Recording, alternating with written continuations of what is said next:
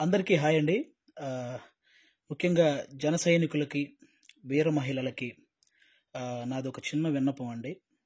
నేను ప్రొఫెషనల్‌గా కమెడియన్ అయ్యుండొచ్చు గానీ, పర్సనల్‌గా 80% మార్కులతో బీటెక్ కంప్లీట్ చేసి, ఈ సమాజం మీద, రాజకీయాల మీద, అలాగే వ్యక్తుల మీద, విలువల మీద, అన్నిటి మీద అవగాహన కలిగిన ఒక వ్యక్తిని నేను కూడా. ఆంధ్రప్రదేశ్‌లో ఓటు హక్కు ఉంది కాబట్టి జరుగుతున్న విషయాల మీద మాట్లాడే హక్కు నాకు కూడా ఉందని నేను మాట్లాడుతున్నాను. అంటే జనసేనకి 24 సీట్లు అని అనౌన్స్ చేయగానే చాలామంది పవన్ కళ్యాణ్ గారిని తిడుతున్నారు. కొంతమంది అలుగుతున్నారు. కొంతమంది అసంతృప్తి చెందుతున్నారు. ఇంకొంతమంది అయితే మోసిన జెండానే కిందేసి కాలుస్తున్నారు. ఇంకొంతమంది అయితే వేసిన స్టిక్కర్స్‌ను లాగేసి పీకేస్తున్నారు. ఇవన్నీ చూసి నిజంగా మనసుకి చాలా చాలా చాలా బాధ అనిపించింది. ఒక్కసారి ఆవేశంతో కాకుండా మీ ఆత్మసాక్షిగా ఆలోచించి చెప్పండి. తను నమ్ముకున్న ప్రజలను కానీ, తనతో నడుస్తున్న నాయకులను కానీ మోసం చేసే వ్యక్తిత్వం పవన్ కళ్యాణ్ గారికి ఉంటుందా అండి? పెట్టిన పార్టీకి సపోర్ట్ చేసే మనమే ఇంత ఆలోచిస్తే, ఒక పార్టీ పెట్టిన వ్యక్తి ఇంకెంత ఆలోచించుంటాడు? ఒక డెసిషన్ తీసుకోవడానికి తనలో తాను ఎంత మదనపడి ఉంటాడు? ఇది ఒక్కసారి ఆలోచించాలని మనస్ఫూర్తిగా కోరుకుంటున్నాను.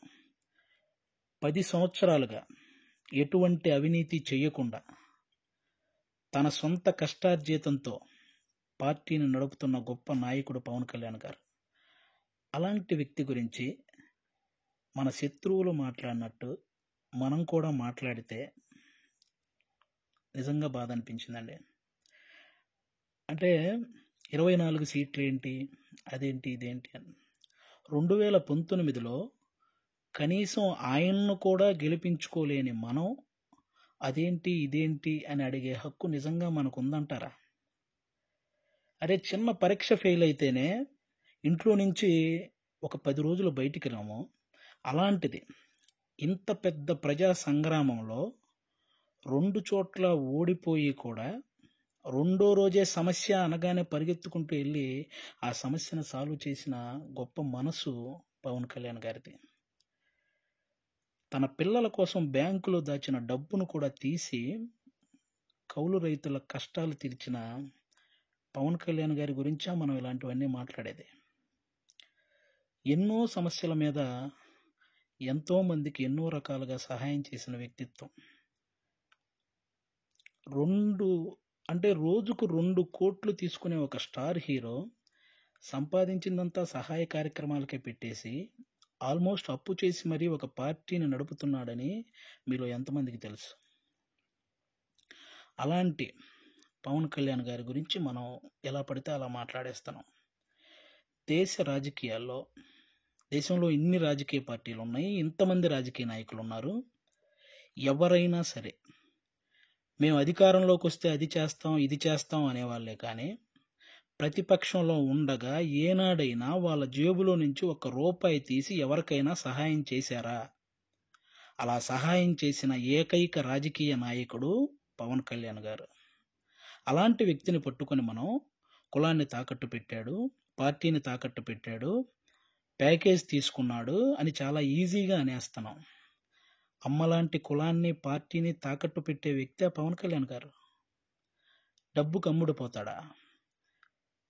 ప్రతిపక్షంలో ఉన్న టీడీపీ కంటే అధికార పక్షంలో ఉన్న వైసీపీ దగ్గరే ఎక్కువ డబ్బు ఉంటుంది కదా.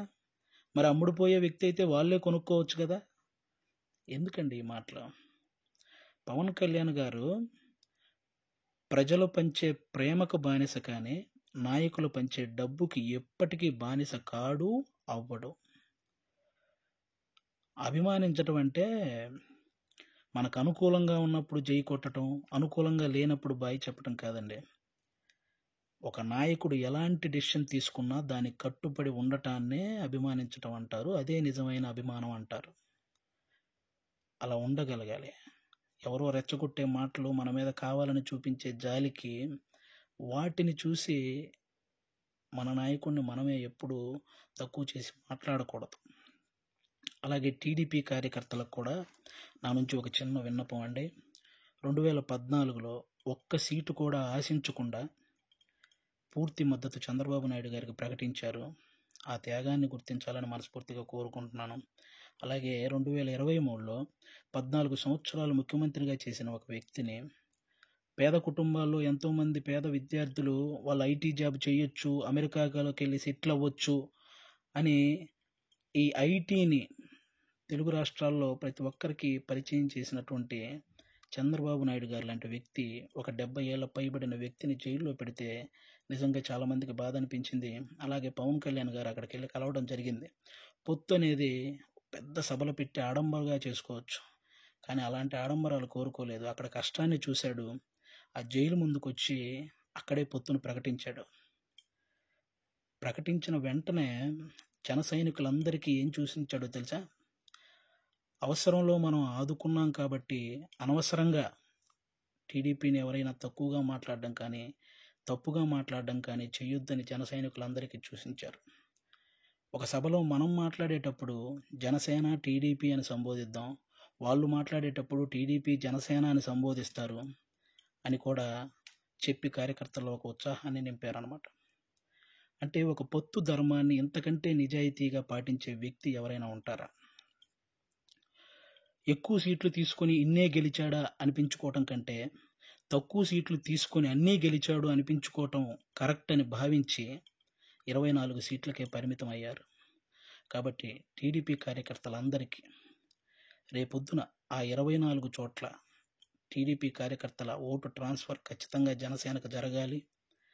ఆయన త్యాగాన్ని రుణం తీర్చుకోవాల్సిన సమయం వచ్చిందని నేను అనుకుంటున్నాను.